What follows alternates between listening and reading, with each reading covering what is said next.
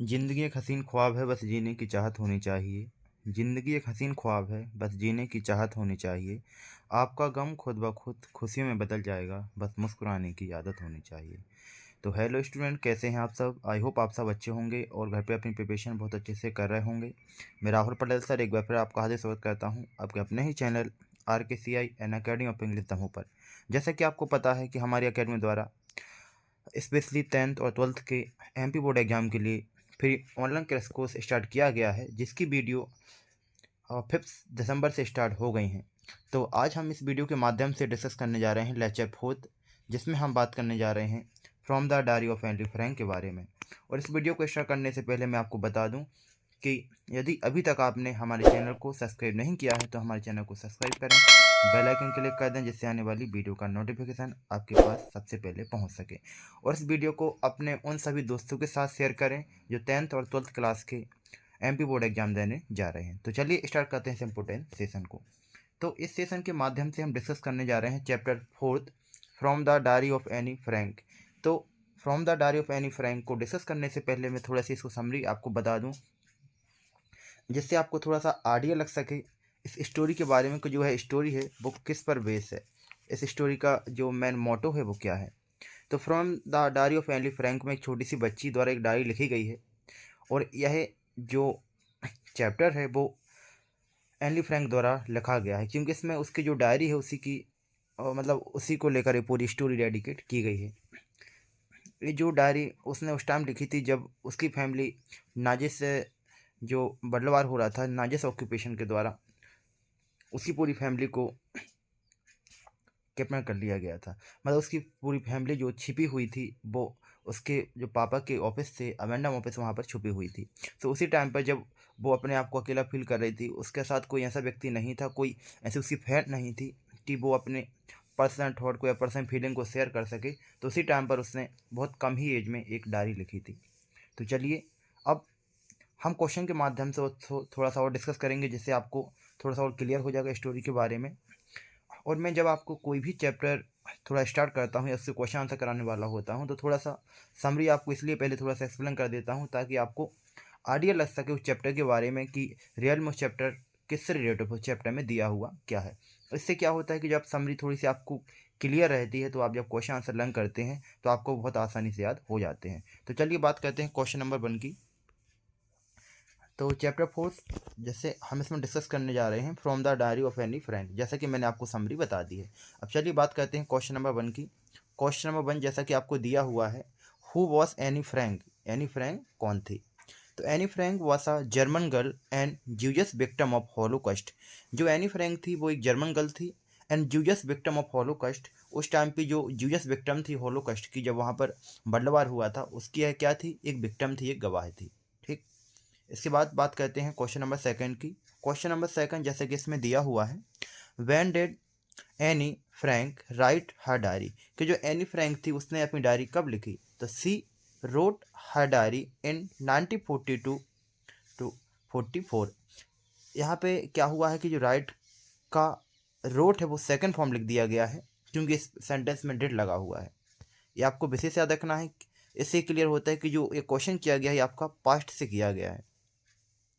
तो यहाँ पे लिखा हुआ है, she wrote her diary in 1942-44 during her hiding in world war second. कि जब वर्ल्ड वार सेकेंड हो रहा था, जब ये छुपी हुई थी, उसी टाइम पर उन्होंने क्या लिखी थी? एक डायरी लिखी थी। जैसा कि मैंने आपको बताया था कि इनके जो फादर से उनका जो ऑफिस था वहीं पर इनकी पूरी फैमिली समथिंग और कुछ लोग छिपे हुए थे। उसी टाइम पर इन्होंने डायरी लिखी थी।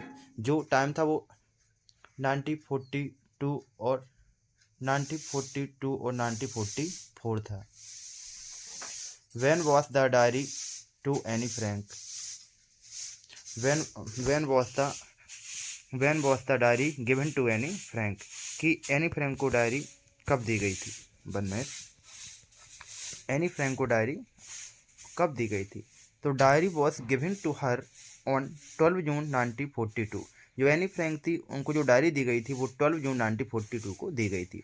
और जो मैं आपको इस चैप्टर के माध्यम से छोटे छोटे क्वेश्चन डिस्कस कर रहा हूँ वो आपसे MCQs में भी पूछे जा सकते हैं, ठीक है ना। तो आपको उन चैप्टरों की बहुत ध्यान से उन क्वेश्चन को भी बहुत ध्यान से समझना है, क्योंकि जो छोटे क्वेश्चन होते हैं, जो short answer type based question होते हैं, जो उससे भी छोटे होते हैं, मतलब वन लाइनर क्वेश्चन होते हैं, वो आपसे MCQs बेस में पूछे जा सकते हैं, ठीक। जैसे कि मैंने आपको बताया है, क्वेश्चन था when was the diary given to Anne Frank, कि एनी फ्रैंक को डायरी कब दी गई। तो the diary was giving to her on 12 जून 1942, कि 12 जून या 12 जून 1942 को एनी फ्रैंक को डायरी दी गई, ठीक। जैसे क्वेश्चन पूछा गया है एक बार पेपर में, इस टाइप के क्वेश्चन भी पेपर में आपसे पूछे जा सकते हैं, जो वर्नालर बेस्ड क्वेश्चन होते हैं। जैसा कि लिखा गया है इसमें, in which language did Anne write the diary, कि जो एनी फ्रैंक थी वो किस लैंग्वेज में अपनी डायरी लिखती थी। तो she wrote her diary in Dutch language, वो जो अपनी डायरी लिखती थी वो डच लैंग्वेज में लिखती थी। इसमें आपको लैंग्वेज याद रखनी पड़ेगी कि जो उसने डायरी लिखी थी वो किस लैंग्वेज में लिखी थी, तो वो उसने डच लैंग्वेज में लिखी थी, ठीक। चलिए इसके बाद बात करते हैं question number next. Question number जो 5th है वो एग्जाम की दृष्टि से बहुत इंपॉर्टेंट क्वेश्चन है, क्योंकि ये short answer type based question है जो आपसे 2 नंबर में पूछा जा सकता है। क्वेश्चन जैसा कि आपको दिया हुआ है, why does Anne want to keep a diary, कि जो एनी थी वो अपने पास डायरी क्यों रखना चाहती थी। एनी वांट्स, तो यहाँ पे देखो वांट का इन्होंने क्या कर दिया है, वांट्स कर दिया है। 1 minute. Anne want to keep a diary, Anne अपने पास डायरी रखना चाहती थी, बिकॉज, क्योंकि she has no any intimate friend, क्योंकि कोई भी उसका ऐसा दोस्त नहीं था, whom she could share her desire, जिससे वो अपनी इच्छाओं को शेयर कर सके, बता सके, इसलिए वो अपने पास क्या रखती थी, डायरी रखती थी, ठीक। चलिए इसके बाद चलते हैं नेक्स्ट क्वेश्चन की ओर। जैसा कि क्वेश्चन नंबर 6 इसमें दिया हुआ है, what makes writing in a diary strange experience for any Frank, कि डायरी लिखना जो एनी फ्रैंक थी उसके लिए एक नया अनुभव क्यों था, इसके बारे में, उसके लिए नया अनुभव क्या था, उसके बारे में क्वेश्चन पूछा गया है कि जब एनी फ्रैंक ने जो डायरी लिखी तो उसे ऐसा नया अनुभव क्यों फील हो रहा था कि मैं डायरी लिख रही हूँ, ठीक है ना। तो लिखा है writing in a diary makes a strange experience for Anne Frank, diary लिखना एनी फ्रैंक के लिए एक नया अनुभव इसलिए था, एनी फ्रैंक नॉट ओनली, क्योंकि एनी फ्रैंक ने, 1 मिनट, इसकी थोड़ी सी अपन साइज कम कर देते हैं, ओके, ठीक। जैसा कि इसमें दिया हुआ है, एनी फ्रैंक, जैसे कि इसमें दिया हुआ है, Anne Frank not only because she has never writing any things before, क्योंकि जो एनी फ्रैंक थी उसने इससे पहले कुछ नहीं लिखा था, लिखा ना, she has never writing anything before, उसने इसके पहले कुछ नहीं लिखा था। वट ऑल्सो बिकॉज इट, लेकिन, क्योंकि, it seems to her that later और नाइदर, लेकिन उसको लग रहा था कि अब थोड़ा सा इसके बारे में लिखा जाए, इसलिए उसको थोड़ा सा ये लग रहा था कि उसके लिए जो डायरी लिखना था वो एक नया अनुभव था, एक स्ट्रेंज एक्सपीरियंस था, थोड़ा सा अलग अनुभव था। स्ट्रेंज का मतलब होता है थोड़ा सा अलग या नया अनुभव, ठीक। चलिए इसके बाद बात करते हैं क्वेश्चन नंबर 7 की। क्वेश्चन नंबर 7 भी आपको मोस्ट इंपोर्टेंट क्वेश्चन है, जो आपसे MP बोर्ड एग्जाम में लॉन्ग आंसर टाइप क्वेश्चन के बेस में पूछा जा सकता है। जैसे कि इसमें दिया हुआ है, पेपर हैज़, 1 मिनट, जैसे कि इसमें पूछा गया है, paper has more patience than people elaborate, कि जो पेपर होता है उनमें लोगों की अपेक्षा ज़्यादा क्या होता है, सब्र होता है। पेशेंस का मतलब होता है थोड़ा सा ज़्यादा सब्र होता है। एलोबरेट, तो इसको आपको एलोबरेट करना है, इसका वर्णन करना है आपको, ठीक। तो चलिए डिस्कस करते हैं इसके आंसर को। दिया हुआ है answer number 7, when any was pondering over her boredom, जब वो बॉडम होती थी, जब वो थोड़ा सा उबाऊ हुआ करती थी, वो थोड़ा बोर होती थी, उसके मन में कुछ विचार आते थे, तो सी रियलाइज डैट, इसलिए उसने रियलाइज़ किया कि paper has more patience than people, कि जो पेपर होते हैं उनके पास ज़्यादा सब्र होता है लोगों की अपेक्षा।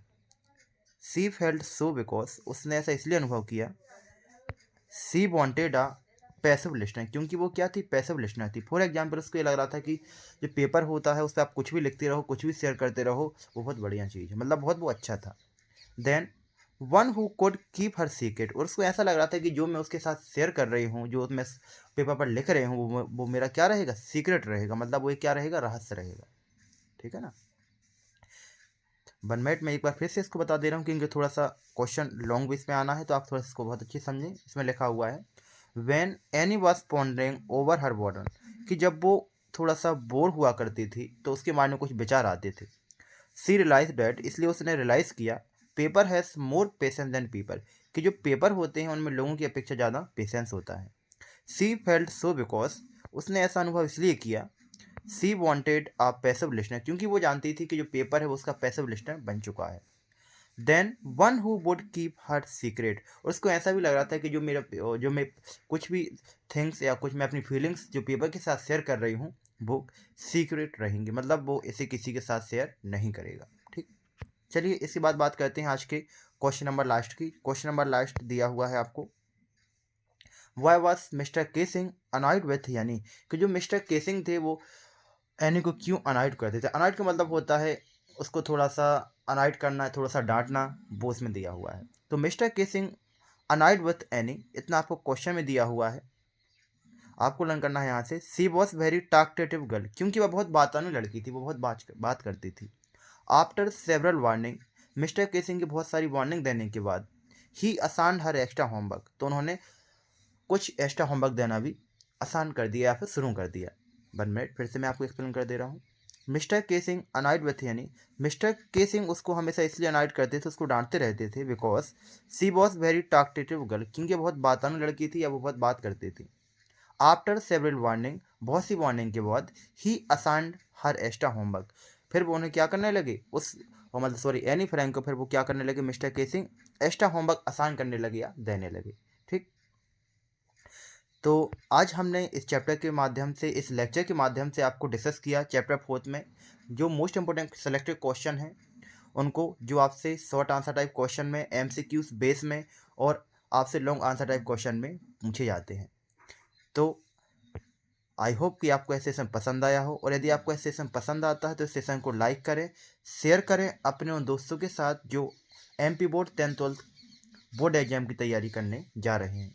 एक बार फिर से मैं आपको बता दूं कि यदि अभी तक आपने हमारे चैनल को सब्सक्राइब नहीं किया है तो हमारे चैनल को सब्सक्राइब करें, बेल आइकन क्लिक करें, ताकि आने वाली वीडियो का नोटिफिकेशन आपके पास पहुंच सके। और स्पेशली मैंने आपको बार बार बताया भी हुआ है कि हमारा जो एक उद्देश्य होता है किसी भी चैप्टर को समझाने से पहले उसकी समरी को बताना, तो इसका मेन मोटो ये होता है कि यदि आपने किसी भी चैप्टर की समरी को समझ लिया तो आपको उसके आंसर देने में कोई प्रॉब्लम नहीं होगी। तो मिलते हैं आने वाली वीडियो में, जब तक के लिए जय Hind. Thank you very much, thanks for watching this video.